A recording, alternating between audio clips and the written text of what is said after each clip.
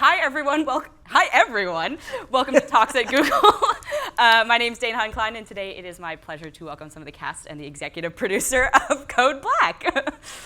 Hi. Hi. Hi. Hi, guys. Hello.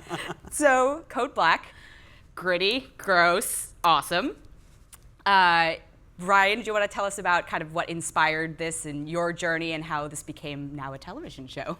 Yeah, I was on day one of a medical school rotation at the LA County Hospital, and I was in this very special trauma bay, and I thought, within about 30 seconds, I'm like, I don't think America's ever seen anything like this before. Every 5 seconds, there's every aspect of human drama that's coming in here: life, death, first chances, second chances, last chances. I mean, it's totally phenomenal, and there was no shortage of characters and the doctors and nurses who gave that care. And I thought, this is a film. This is going to be a film. And I'd always wanted to combine storytelling and medicine, and so found myself with a documentary that, long story short, went into the festivals and the theaters, and now is the premise for this incredible show with these incredible cast. Great. Yeah. Can you also explain what a Code Black is for those who are not in the know yet? Yeah. So I mean, a Code Black is technically an internal disaster, and some hospitals call it something different. On our show, a Code Black means that there's basically an influx of patients that's so great that there aren't enough resources to treat them. But I think what the show really is about is it's really sort of putting you as the viewer into like the co-pilot seat as a new doctor, basically going along with these guys on their shift. It's breathless. It's breathtaking. I think you kind of sweat through the episode at times because it's so intense. And I think you kind of end the show feeling like, okay, that was an experience. Yeah, I think it's something. It was great that you guys kind of didn't shy away from. Hospitals get glamorized a lot, I feel like, and this was very gory and visceral. And so for you guys, like, how has it been? How has this experience been as actors, kind of being put in the set? My understanding is that some of the background cast members are actual doctors as well. Mm-hmm. Sure. So we wanted to get the hospital environment as real as possible. It's actually, mirrored after LA County Hospital. So even if you open drawers, you open the refrigerator, you have all these gross things and posters peeling off. So it's really gritty and rustic. And we have hundreds of extras on set every day. So even if you're just doing a scene and there's just one gurney and a couple nurses or doctors, you still have hundreds of patients and doctors roaming back and forth. And they've hired real medical personnel and staff to be those background actors to create that real environment. Yeah, I mean, it's kind of crazy at the end of the day because we're surrounded with so many extras, and the set, we shot the first episode, which you just saw, on location. So that was actually in an actual hospital that Ryan was referring to. So that was crazy because you feel like you just spent 16 hours in an emergency room, and you really did feel like a lot of times I think we had to go home and remind ourselves that we didn't just save lives, because it really feels like that when you're in it, Yeah, Louis calls it medical NASCAR. And his running joke is at any given moment he'll say, I just show up for a shift. And I think it does feel like, as much as lay people can, that we're showing up for a shift. Hopefully to tell the real hero stories, which is Ryan and these other nurses and doctors that we've met.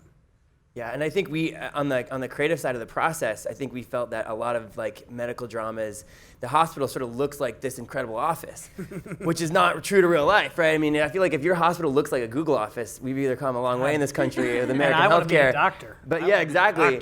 Or we're not being authentic. And so I think we went to great strides to sort of make the focus of the show, interestingly, not about medical technology, not about touchscreens and all these futuristic things that we see in medical shows that in some ways sort of take the doctor away from the patient. We were all about the touch of it, really that moment of having to connect. My understanding is you guys went through a medical boot camp. Oh yeah. What was that like? I'm certified now. Yeah, okay. I feel like we all I have office hours on the weekend. Ryan, didn't you say we have enough hours of training that we could actually be EMTs? Yeah, at this point, I mean... which is scary. I'm not talking about just on-set time, but the amount of time that these guys have spent as far as their actual medical hands-on training. At this point, they'd be equivalent in the state of California to EMTs, and soon would be on their way to paramedic level training as far as hours spent. And it's really true. I mean, we go to great lengths in the show to portray to the public the real way to do CPR. So in medical dramas, you'll see a lot of this, which is, all in the elbows and doesn't really work. The right way is in the shoulders and using your back. And if it's working, well, you guys know, it cracks people's chests. We have to put protective plates over our actors who are the patients, which is incredible. We had a rehearsal today right before we came, and I was with Raza, and he and I found ourselves going, oh, right, if this is the case, if the blood pressure's this, that means there must be bleeding down low, and if that means that's why the heart is slowed down. And somebody just looked at us and was like, what? You guys are not doctors. But you find yourself wanting to understand the medicine because it informs the thinking. It informs the thinking and how you are, and authenticity. I think that's a big focus for us. It's very method, Yeah, It is. It's which is wonderful to see, and it's not just this kind of oh, I'm showing up and I'm saving the day and I've solved it with a diagnosis, and Sherlock Holmes did. And we also did ride-alongs with ER doctors at night, just to talk to the residents, talk to the nurses, talk to the staff, and just understand the dynamics and some of the issues they face. And I don't know, it was really informative for me. I think we got a sense of their attitudes, especially because, I think hopefully what we brought is a different flavor of characters that you normally wouldn't think would be doctors, and they are. And that's what you see in real life. You go into an emergency room and your doctor doesn't look like a doctor. He looks like a person, because he is a person, or she. And I think that was really important to us. And I think one thing with the authenticity thing, the closer we could come to portraying something that you would find in any urban hospital ER, the more we're hoping the general public would resonate with them and their experiences in there. Because I think everyone's had a traumatic experience in their life where they've gone to the hospital and they've been in the waiting room when someone who is just a wreck rolls through on a gurney from a massive car accident. And that feeling of when your hair it stands on its end and you're like, oh wow, stuff's getting real. That's what we try to create. Yeah. What's one of the most interesting things you learned from kind of interacting with these other, obviously you work with Ryan, but there's probably a different. Well, throughout the series, sometimes you can't save a patient's life. So one of the first questions I asked a fourth-year resident was, can you tell me about the first time a patient has died on you? And, sometimes we see doctors as very, they've put up these barriers because they have to do their job, but I could just see in her eyes when she was telling the story that it still deeply affected her. And so as actors, it's all about the empathy, but still being professional. And so it's great to see that human connection very much exists and is alive in these people. Yeah, I struggle with the, I would say, requirement to compartmentalize how you feel versus what you observe. And Ryan has a great story that I'll let him tell, but there are moments where your humanity wants to lead you, and the minute that happens, you're compromised. And as Harry, I find myself going, this is impossible. I cannot ignore such and such and such and such, And so I think leading with the observation and the information and the science and the technology is an extraordinary thing, because it's backwards to me, because especially at Google, I go, I don't even know how to use a phone, that kind of thing. It's all foreign to me. We do have real ultrasound machines on set. So when we put an ultrasound wand to someone's chest, we see what's inside. Actually live time. If you were here, I'd be like, wah, and can see it up on the screen. So it's cool. I think we found out. And you learn not to comment because you have no idea. You never know. Congratulations on you never know. What's that big black blob? I think even when we're taking people's blood pressure, the cuffs, those are real too. Of course, yeah. We had this patient who was an extra on set, and when they knew the camera was going to be on them, their blood pressure would keep spiking. So we actually had to fake the monitor because we couldn't play. Hey, I get nervous around doctors, and that happens me to me. too. So White clearly coat, this person white was coat. very much actually in the moment with you guys. It sounds like that leads to a lot of mischief, though, having actual equipment on set. Mischief on Code Black set? No. No way. No, None whatsoever. Never. Never. Well, let's talk about your characters for a moment, because it's great to see a nice and diverse cast up there. It's nice to see a lot of women leads, which is nice and representative, I think, of more of our actual medical profession. I'm going to start with you, Harry. Your character goes through something I feel like, at least having watched the pilot, that we experience a lot at Google, and it's an imposter syndrome. Oh, that's what we call it. Yeah. Yes. I, the actor, am waiting for someone to come and tap me on the shoulder and say, "Okay, get out of here. You know, you slipped through the cracks." And I think, luckily, I have that track in the show. I often joke I'm playing Ryan, and he hates that, but it's just because I'm not It's because I'm not as pretty as he is. And I'm like, look, give me a little credit. But I feel like Angus's struggle is a lot of people's, which is he has the information. He has the passion. He knows what to do, but he doesn't have the courage and the bravery to find his voice, to speak his truth. And in that sense, I think it's a universal problem, but it's definitely imposter syndrome. And I come from a long line of successful people in medicine. So it's also this external pressure. Yeah. Melanie, so your character is one who doesn't necessarily have imposter syndrome. She knows what she's doing, but isn't really, at least in the first episode, hasn't been given the chance to kind of show her stuff. But one thing I love is, instead of withholding this information, lives are at stake, so she's going to feed it to a character who is going to use it. Gosh. But where's something you'd like to see, your character grow to with that? Sure. So yeah, in the pilot, you see that she's very smart. She knows what she's doing. She's very experienced, and she just wants to prove herself, right? And she's got a great degree. You find out she went to Stanford, and she's very well educated. But I think she's learning that to not always follow the rules when a patient's life is at stake. I think she's kind of the know-it-all, and she's always played by the books. And so I think it's a matter of her coming out of her shell. What you also learn about her, and this is not a spoiler by any means, but she's also a lesbian. So what it means to be, first and foremost, she's a doctor, but then she's also she's very confident about her sexuality. And I think she helps bring up the morale with the group too. So she's not just, I'm going to stay in my own world. She wants the team to win. And I think that's, a really inspiring aspect about her. And then your character is Dick. That was actually in my notes. I'm not kidding. I didn't want to say it that way, but I was like, he is. When I was watching the episode, I was like, so likable. rough around the edges. Let's go rough around the edges. Yeah. He's playing. Ryan just said Ben plays him. Yeah. Yeah. Could we go to a close up here? Okay, I just want to right here, close up right. So, okay,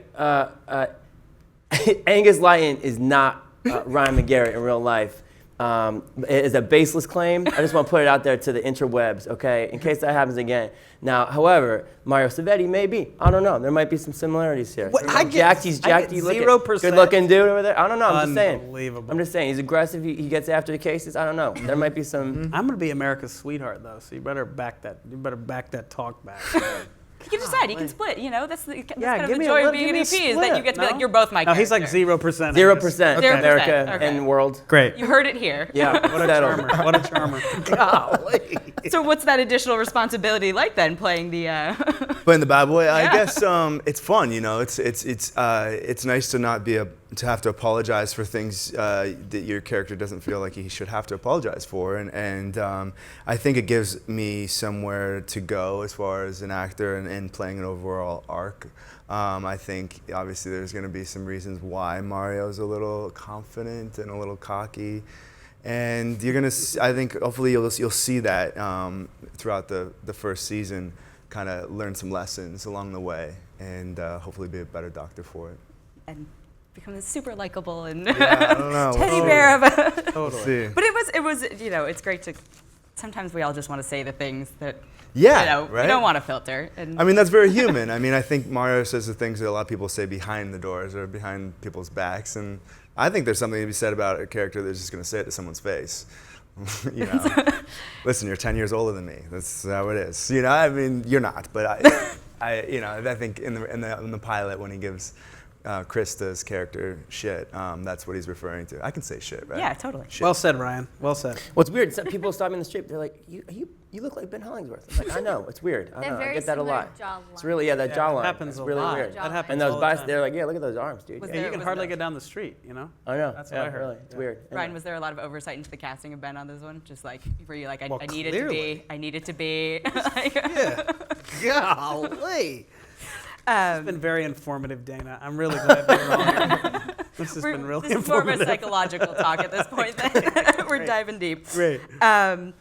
So I think to me one of the things about ER doctors is there's this sort of quality and maybe craziness that sets them apart, and like a willingness to kind of jump into a situation that maybe, all doctors provide wonderful, valuable services, but there is a certain kind of heroic nature to being an ER doctor where you are in the grime and the gunk and what's something that you are all inspired by in that role?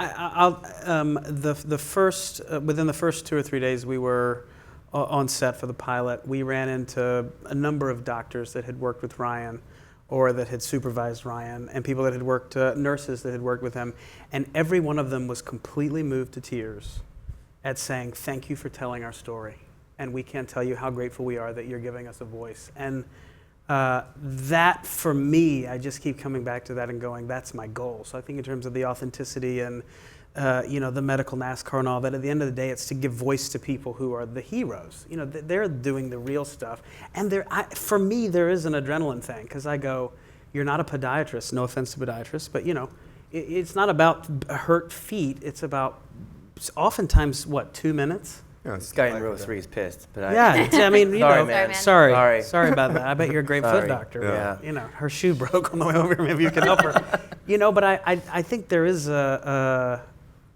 is something to them, because I look at it and go, this is insane. You people are crazy, and they love 24-hour shifts. Well, I don't know about love, but... Well, no, but they're like, yeah, man, on that 16th hour, you don't know what you're doing, but it's great to get in there, and you're just like, what are you talking? This is amazing. I'd love if we had one of those Google kitchens. Yeah, we need a lot of We stuff. wouldn't be seeing patients. We'd just be in No. that kitchen the whole time. And that hammock, all of I know, yeah. Are we 150 feet away from food right now? I think We're Did about you 50 know? feet away from They know okay, that. Of 50 course feet. they know that. That's what I'm saying. amazing. Are we 100 feet? I think we're close. I can see food. Yeah, there's a coffee bar right It's there. pretty good. One of the things I'm inspired by, Sorry, Mommy. actually, Brian. Sorry. She's bringing us back here. I actually really like those cookies that were out there in the coffee oatmeal area. raisin. Yeah. Did you know? I mean, you guys know, but you can just lift up the whole shield, and you can just take the cookies and You don't even have to pastries on swipe own. your phone. You don't have to ask them, and that's just so bizarre and amazing to me. I felt like I was stealing, actually. Yeah, me too. I thought, do they notice I've taken 3? But no, going back to your question, one of the things I'm inspired I was wondering what at that is- bulge was in your pocket. Good thing I don't have pockets. 'Cause that would be So we're allowed to be like that? Yep. So Okay, cool. Google, thank you. We've had such a nice time here. Jeff, please. Today, everyone's like, where did all the cookies go? He was low on cookies. But no, Ryan has this really inspiring story about that person at the airport who was basically on death's bed. And you realize some of these ER doctors, when they don't have family or friends around, are their last point of contact, right? And that last point of contact that can either save their life or be there when their life ends. And I don't know if you want to tell it story, you but referenced I it just twice. love You this. wanna Yeah, we always say there's a weird intimacy to this world, and for what it is, it's kind of like a blue collar medicine in that we don't we're often in on shifts no one wants to be on. We're often the only doctor in the hospital if it's a smaller community hospital on a holiday and a night shift, and so there's certain elements, of course, that are not very glamorous, but there is a weird intimacy in that when someone comes in, you may be the very last person they ever make contact with in this world, and it may be one of their worst days of their life or potentially their best, but you don't know them, and it may even be something minor. I mean, it's not uncommon to literally go, hey, how are you? I'm Dr. McGarry, and 30 seconds later, and how many sexual partners have you had? It's like insane questions that you would never ask someone in the general public, but you need to know these things to grasp their problem in an efficient way. But I think the story these guys are talking about, which coincidentally happened on one of my first flights out to LA from New York, where I was practicing for a development meeting. But I'm at LAX baggage claim and at the Starbucks, and I get this tap on my shoulder. Someone's like, "Hey, does anyone know CPR here?" And I'm like, "What?" And sure enough, out in the corner is this TSA agent who looks totally ashen gray and has clearly had a cardiac arrest. And I go, I know CPR, and I go over there and I start to do compressions, and now I'm really into it, and I'm feeling those ribs crack and watching, froth gurgle out of his mouth, and I see his pupils aren't moving, and I'm like, this probably isn't going very well. And in the interim, while the police are going to get the shock device, which, by the way, definitely can save lives, so always think of that if you're in this situation. I see his cell phone pop out and of his pocket, and it's like those 3 little dots, that like indicate someone's like typing, and it's like hey, hello, like question mark, you there? Hey man, you there? And it was just the ultimate moment for me of reminding myself of like, my goodness, no one else in this world knows this guy is now lost a pulse. This, I think, was his girlfriend who was just in mid-conversation with him. And I'm a complete stranger, and I know something she doesn't know, and this is just unbelievable. Now, we shocked him and we got a pulse back, and I think he at least lived to the hospital. I don't know what happened to him after that, but it's just a striking example of how you don't have to do a lot of hyperbole or dramatization of this world to make something incredibly intense and engaging. And I think my vouch to anybody who watches Code Black, and I think the cast would agree, I mean, it's authentic. What you're seeing is real, and it's I don't think anyone's ever seen anything like it before, because we don't have to Hollywoodize these stories. I mean, it's just really intense as is, and it's based it's totally real. So, something that I remember is when we were first there, I said, do you ever feel like you've lost patients or you can't save them? And it was Billy. Yeah. Billy goes, well, when they come in, they're dead. They're already dead. So you can do no harm, right? That's the first rule, is do no harm. But he's like, at the end of the day, they come in and they're dead. So anything you do is actually going to help them. And there are exceptions, but I think that's an extraordinary role to play in someone's life. That you're their last best hope, really, I think, hopefully. Yeah, I think unless Mario's your doctor, and it's all downhill from there. It's something we all hope for, when we get a doctor, that they care enough to, yeah. Or that they look like him. Yeah. Or both, it's on a slightly lighter note, if you all had to specialize in medicine, what would you choose? You yourself, not your characters. Podiatry is an okay answer. Yeah, thank you. Right. As a young kid, I always wanted to be a cardiovascular pediatric surgeon. I know that's so specific. That's very specific. But I remember it because the first time I went to the hospital, I saw these little bitty preemies that were hooked up to these machines, and I said, I want to be the guy who does that. And I didn't know what it meant, and then they told me I was too stupid to do it. But I always wanted to do that. And I joke with Ryan that I think Angus is secretly a pediatrician. But that was not a popular answer with any of them. Pediatrics, children, I think. I want to say pediatrics too, but I'll also say neurology. I come from a techie background, and if I could have gone back in time, I actually got my degree in engineering. Right. But if I could have gone and done it again, it would have been in neuroscience and symbolic systems, because I'm just. And what? Symbolic systems, just because I'm just what does that fascinated by the way things work and logic and problem solving and just that whole arena. So wait, no, really, I think what is symbolic? Y'all all know what that Google means but me? My answer to that. Yeah, Google it, Harry. I can't get. I don't have my phone. Does everybody? Do you all know what that means? Everyone, is that a Google thing? Well, I have an AI background, so. What does that mean? He knows. Artificial intelligence. Okay. Yeah, I'm an idiot. Welcome to Google. Literally, technological I'm not joking. idiot. There is a dog back there, and he knows what it is. Am I crazy? Did a dog just walk back dog there? raised his hand. Are we taking questions in a The second? good news 'Cause that is dog had I'm a not question. afraid to say I don't know. I don't know. Oh yeah, look it. There it is. There is a dog. He knows what that is. Oh, there is a dog. The symbolic system thing? Yeah. Anyway, so that would be my brainiac sort of answer. Okay. Yeah, I think it's interesting. That was well done. I think I'm an adrenaline guy. I would love to work in trauma. I think Did you say podiatry? Trauma. Trauma. I think Adrenaline, podiatry. I think the amount of people that you get to work like on the front lines with, it's a team environment, which I love, and the fact that you have to make life or death decisions, and you have to do it based on your instincts and what you believe. I think that's like, that's exciting, and I would be able to do that for a very long time. until I was worn out. But That's awesome. yeah, No symbolic systems for you. no. Maybe Just you down can retire dirty. to symbolic. know That and I can get my like workout just There you chest go. impressions. Correctly, doing them correctly. And then my other Exactly, question. dude. Yeah. Yeah. Yeah. I know it's hard to get there, but keep working. You want Someday, to sit buddy. closer to him? You want to move? God. Wait, I want that. golly. Can that dog come up here? Maybe at the end. Okay, and if you had to have one of your peers, Ryan does not count, be your doctor in an emergency situation, who would? Only like these three? No, cast members, or, anyone on the like, cast, whole anyone on the cast, and not an actual. Well, doctor, what about but, these like- three? Well, there's my answer.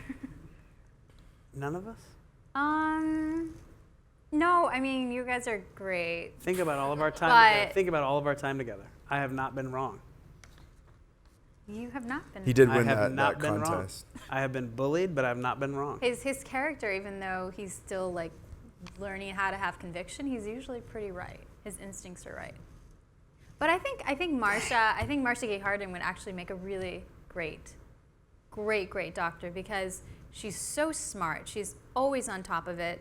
She's so compassionate at the same time. I would trust her. I think I'd want Raza. I would want Raza. Yeah.